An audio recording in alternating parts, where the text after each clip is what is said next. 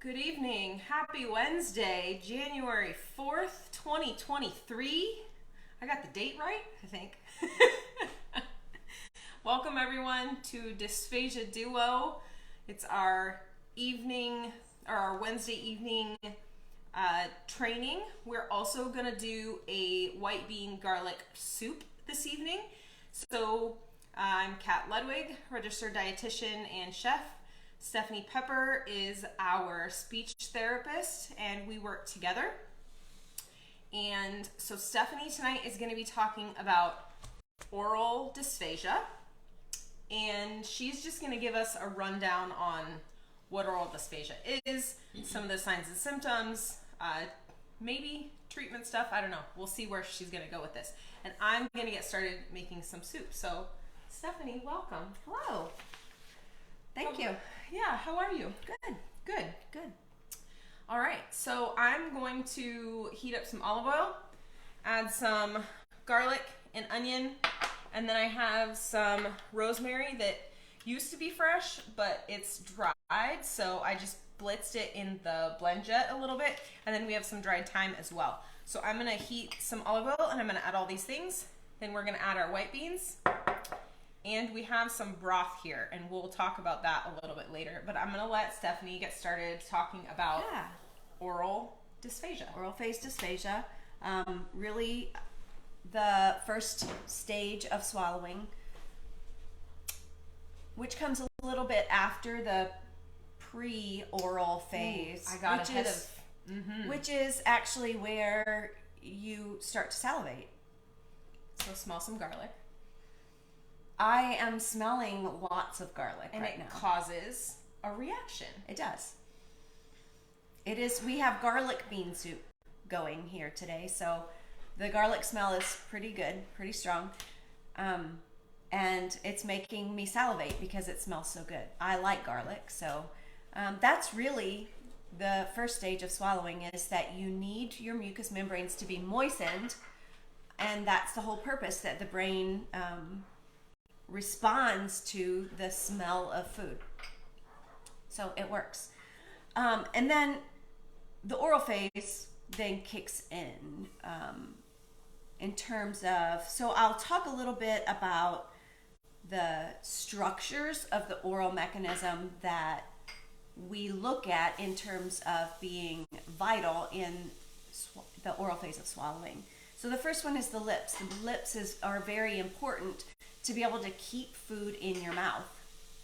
They have to have enough strength and enough tension to them to keep everything in. You don't want food dripping out or your saliva dripping out. You could be drooling.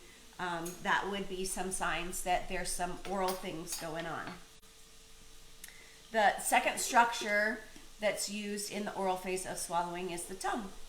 The tongue is it is required to have to move side to side, front to back, and then it also has movements that.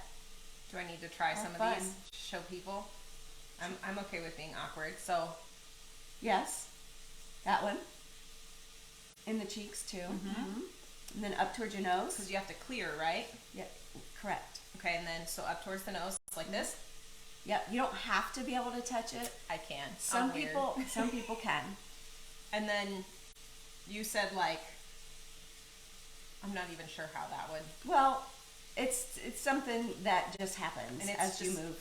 Moving things around. Is that what that's for? Your tongue has to be able to move things around in your mouth. If you chew just straight up and down without using your tongue, you're not going to be very efficient in the chewing process. Okay. The third structure that's vital in swallowing is the palate. So the roof of the mouth is important because the tongue has to push up against the roof of the mouth in order to move it back. So to move the food back. So if you have a very high arched palate, the farther, so the more movement your tongue needs and the more strength it needs. So for those people who have dysphagia and they have a very high palate, that could be part of the problem. Interesting. I Yeah. hadn't heard that before.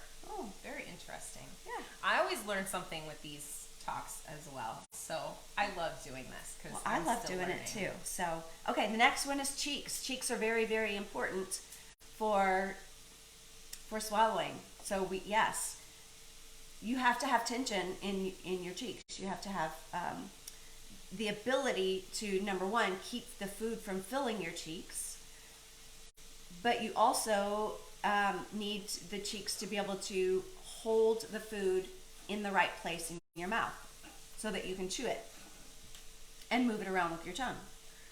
The teeth are very important in mastication and chewing the food. If you're on a solid diet, lots of people chew without teeth. It's a skill.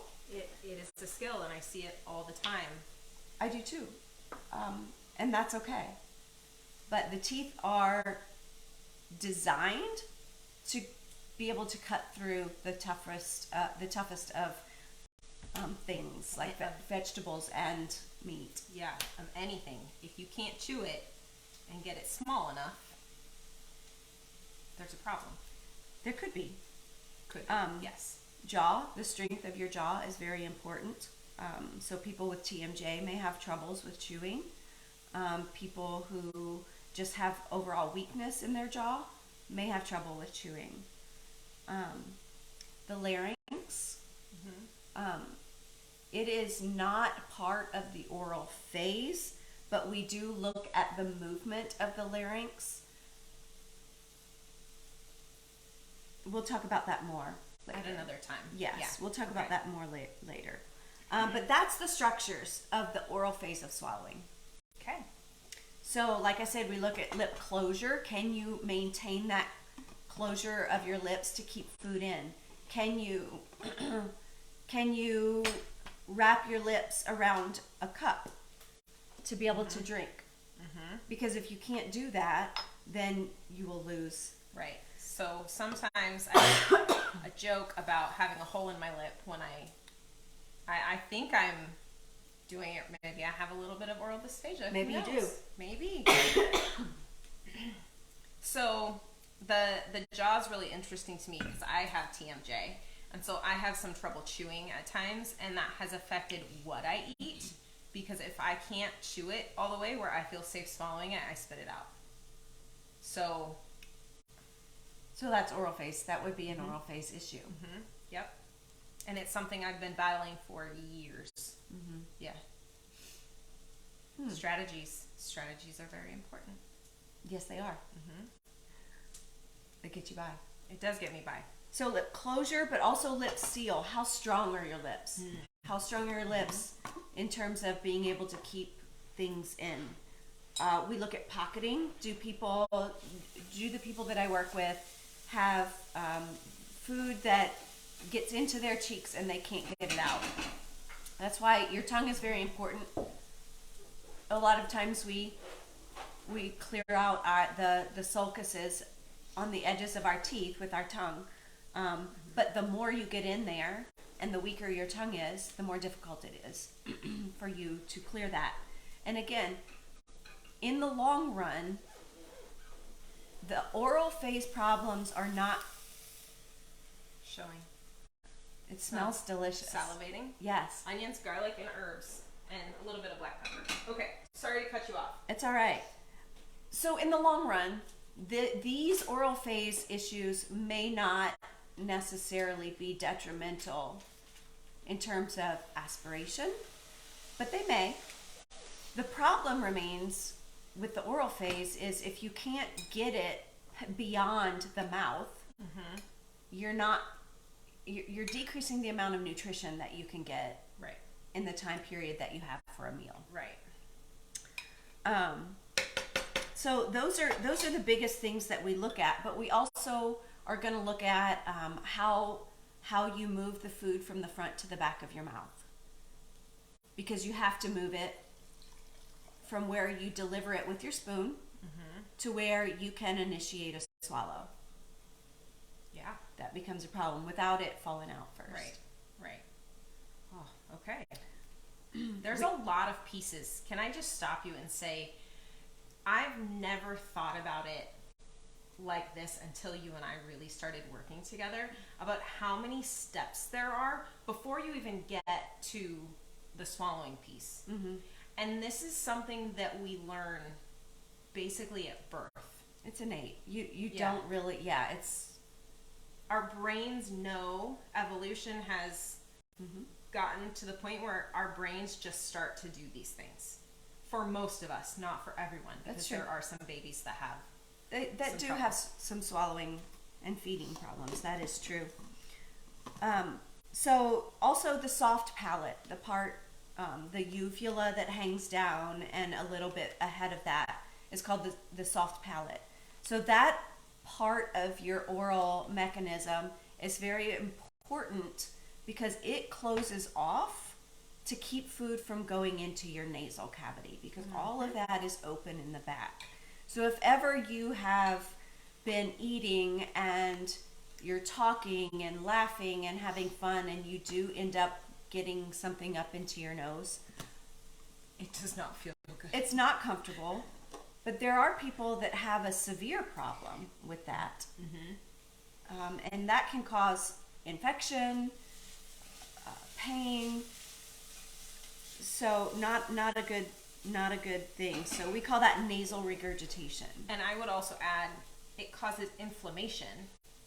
It can cause inflammation from the irritation, which can lead to some other issues as well. Yeah.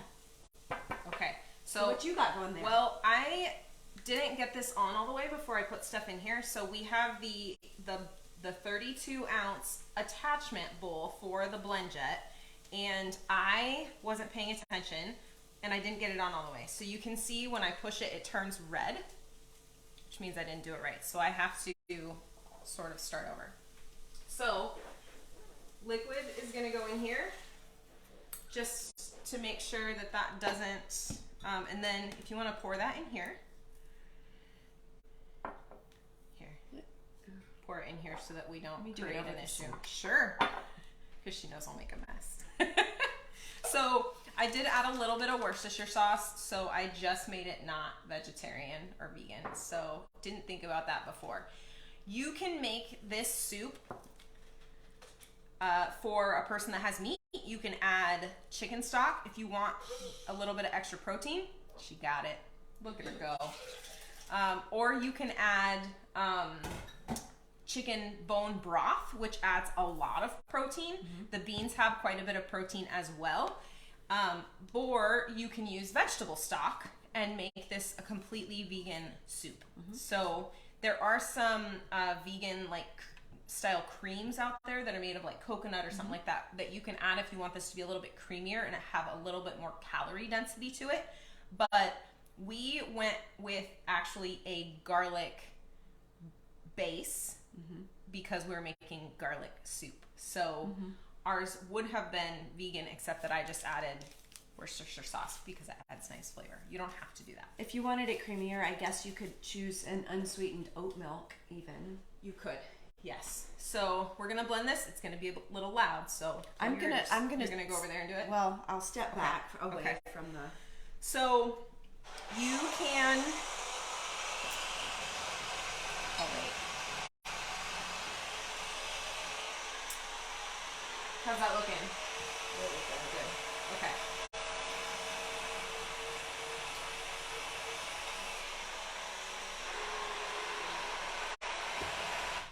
That pureed really, really nicely. It's beautiful. And that was just one round. So you can use canned white beans, cannellini, or I had a bag of Great Northern beans in my cabinet that I put in the Instant Pot today because I forgot to soak them overnight.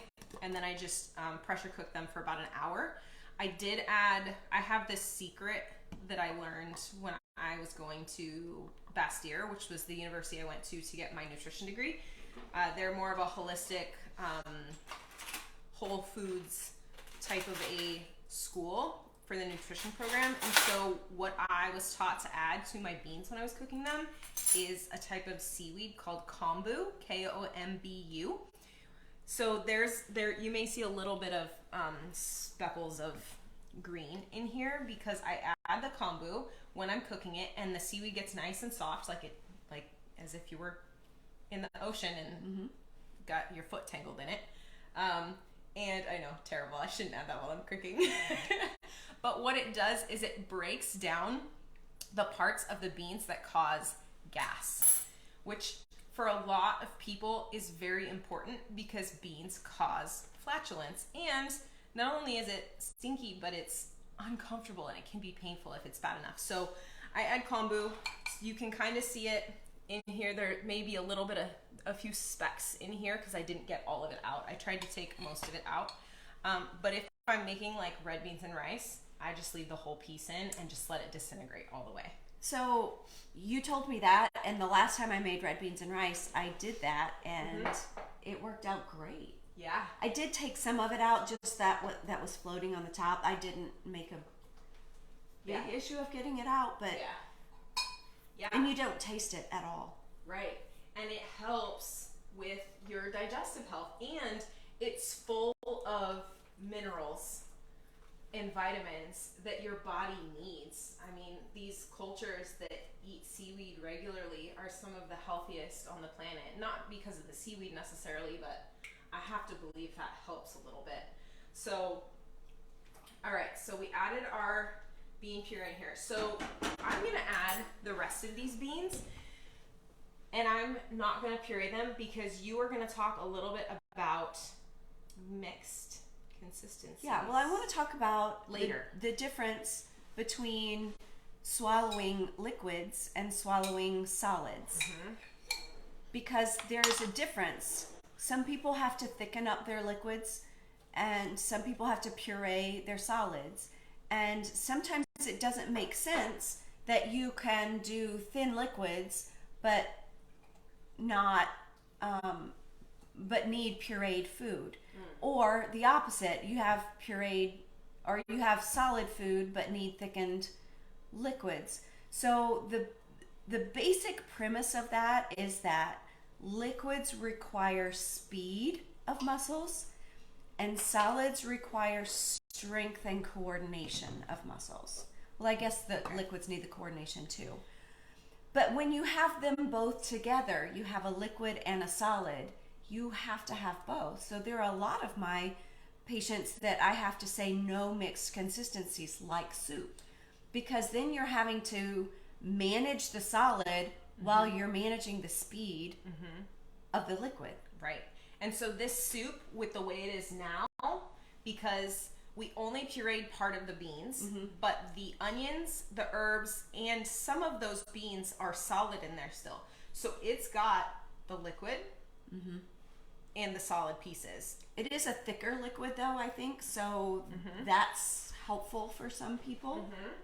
But some of these herb pieces may get caught also. They could. So we are going to talk about that, and then we are going to puree more of this once the flavors have melded. Just so that we have a pureed version to see how it tastes and feels in the mouth. Okay. Really? I'm going to bring this over and show it to you again. So I'll try not to catch my towels on fire. So let's see if I can do this. Yeah, okay, good. So you can sort of see we have some texture there. No, it's not that one. I know. We changed our setup. My hand is in the way. Sorry. We changed our setup. It's okay. So that's right. I know. We're doing things differently. Sorry, the camera's up there now. It's okay. Such a We're dummy. still learning. You're not. Okay, so you can see that there's some color in there, and I wish you could smell it because it smells really, really good. So we're just going to let this simmer while Stephanie walks us through. What else do we have to talk about? Well, really just the liquids and solids. So what the mouth does. Okay. So when let's talk about drinking. Let's talk about drinking from a straw. Okay. So when you're drinking from a straw, the mouth has to be ready at an instant because the liquid is moving very fast through a very small portal. So it's different. So if you take my top off just so I have both. Okay. So when you're drinking through a straw, your mouth, your lips have to be able to seal around the straw. Do it to where your lips don't seal. Just a real, no, not with your teeth. Just do like a, and what happens? You get a lot of air. You get a lot of air. And then you have to manage the air, which we don't think about either. Right. And then I'm afraid it's going to go into my airway. Before you swallow it. Yeah. Yes. You're also trying to prevent it from falling out of your mouth forward. Oh yeah. So your lips have to be strong. I'm going to get it everywhere. To wrap around. Same thing. If you're sipping, take a drink of whatever you have right now.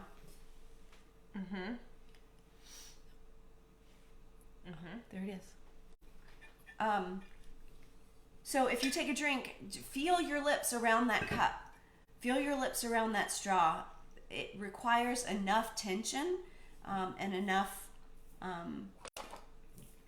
strength to be able to keep it where you're sending it. Now, if you're drinking through a straw or even from a cup, you have to be careful, because if you tip your head back while you're drinking the bottom end of it, gravity's going to move it much faster. Yeah. So the muscles in your mouth must be quick for liquids. Now, excuse me. So for those people who have a little bit of trouble or a little bit of speed issue, we might recommend to thicken your liquids. So they have it at different levels. The old-fashioned terms are nectar thick, honey thick, and pudding thick. Or spoon. Or spoon thick. I haven't heard that in a long time. I know. Probably not since we worked together Probably. in 2018. Right. So you can there are things on the market that can be purchased to thicken liquids. You can thicken with gelatin, though that doesn't last very long. It separates over. Yeah. If I were gonna thicken this soup, we could use roux, which would be an equal part fat and flour, which you just cook on low heat until it comes together. The longer you cook it, the less it will thicken. Or you could use cornstarch and make a slurry. So you'd mix the cornstarch into some cold water and mix that in, and then pour it in and stir. So you have to stir quickly when you mix in either roux or slurry, so you don't get lumps. You can also use the thickeners that you use to thicken just liquids in food as well. They thicken hot or cold, which is there are cool. gel-based ones, and there are cornstarch based that you can use. Yep.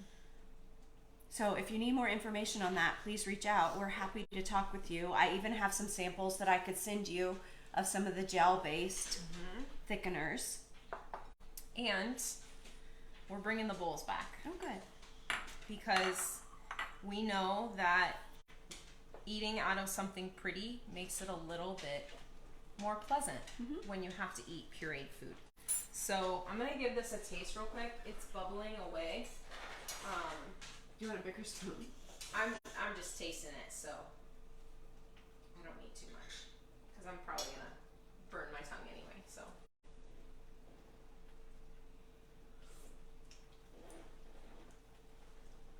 it's very herbaceous. It's not as garlicky as I expected. It is garlicky, just not as much as I expected.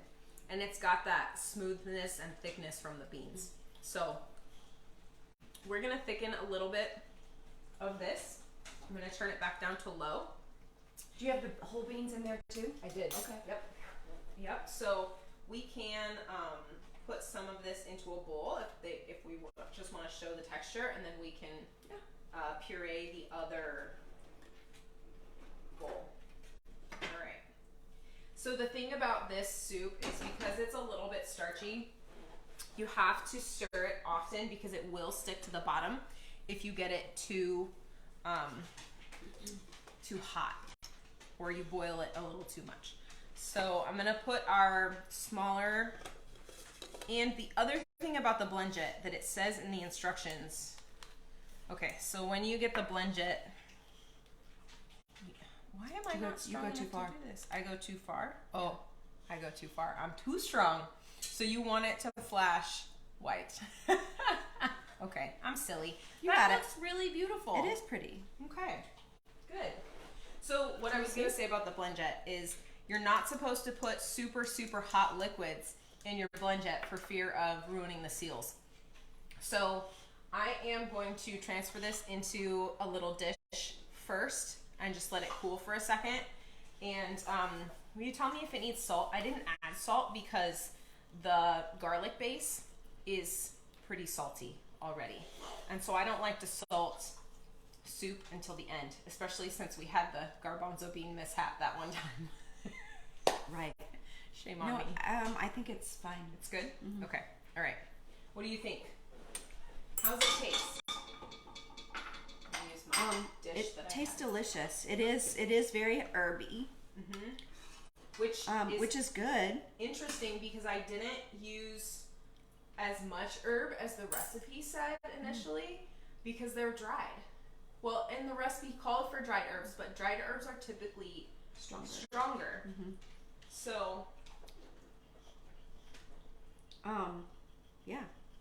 So I'm gonna take like a normal spoon size of this just to feel it in my mouth. So there are multiple textures in here that for those that have sensory problems, and I'm gonna do this over the sink too because it's hot, and if it I can't put the lid on all the way. So I think a lot of people with dysphagia have, what I'm finding is that there's a lot of sensory issues, especially after COVID. So if you have sensory issues or you have sensory things that you just don't like, maybe you don't like Jell-O or you don't like crunchy things, that I'm not talking about. I'm talking about the sensory issues that will affect swallowing. I think that there could be some sensory things in this. Mm-hmm. Oh. That was one blend. It's plenty. I mean, it looks, and there's still a couple of chunks in there, so I should have blended it twice. Oh yeah. This is definitely a mixed consistency because I'm getting the onion and the whole beans, which have skins, so that adds to it as well. But you know what? I find that white bean skins are not as bad as... They're thinner maybe, or softer maybe. Maybe. They break down better. Like, we're not seeing it in there. So we have to be something I think about the next time I have different kinds of beans. That's actually delicious. Thank you. So we were talking to someone yesterday, and we were talking about how when you puree things that have a lot of ingredients, things get lost in the flavors get lost, and it doesn't always taste good. So one of the things I like about this soup is it's not very many ingredients, and all the flavors can stand on their own. And the recipe did not call for onion. Oh, okay. And I always add onion because it always adds such a beautiful, fragrant, sweet flavor. Yeah, I like it. But again, that's texture that if it's soft enough that I wouldn't worry. Let's see if I can get this close enough. Yeah. About it being an issue with solids. You know, it's mashable with the tongue. And this is pretty thick too because the beans thicken because they are starchy. Okay, so when you put this in your mouth, your lips have to curl around it. Right. So there's a piece of the oral phase right there. So your lips took it off. And then my cheeks have to come in so that it can make like a tunnel so my tongue can move it to the back. Right. Now you're not having to chew it. Because it's completely smooth. But if you needed to chew it, you would have to hold it in the middle part of your tongue and move it from side to side. Some people chew more on one side than the other, but the tongue has to move it there over and over again. So it's not like you move it there and you chew, chew, chew, chew, and then it's done. It chews and it falls out. You chew and it falls out. So the tongue is very, very important. That happens with this. You have to chew it a little bit. I guess you could mash it. The onions are a little Crunchy. little bit crunchy, I mean, so I chew they're, that. They're not crunchy, but they're not easy to mash with your tongue because I did not saute them to the point where they were like soft. That would take quite a while.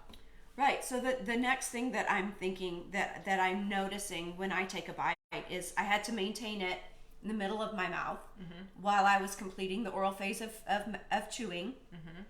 Okay. But I also swallowed a little bit of it and then chewed some more. Okay. So that's something that we would look at also is how do you manage if the bite is bigger than you can swallow all at once? Are you able to break it into multiple swallows? Notice it yourself. See, you're doing it too. So you swallowed a little bit of the liquid because the liquid is gravity's going to take it back. And I'm still So you have to swallow it and you still have the solid in your mouth. So for those that can't manage the chewing and being able to manage that liquid at the same time, that's tough. it is. It's scary because that's when you aspirate. So you're not even finished with the oral phase and you're aspirating at the pharyngeal phase. Yeah. Wow. We've been doing this together now since August, and I've never thought about what is happening while I'm doing it. I've thought about it while I'm researching it, when I'm talking about it, but I don't typically think about it when I eat. So I also take a really long time to chew because I have TMJ also. So it takes me a long time to chew anything at this point in my life, which is fine. It's actually better for my digestion if I slow down. Right. And so one of the signs that you might have is if you're having any problems with that management of the liquid and solid, or even just liquids or even just solids, you may have a lot of coughing while you're eating because something is getting away from the management of it before you're able to actually swallow. Right. So the body's natural instinct is to protect. Thank you. Go.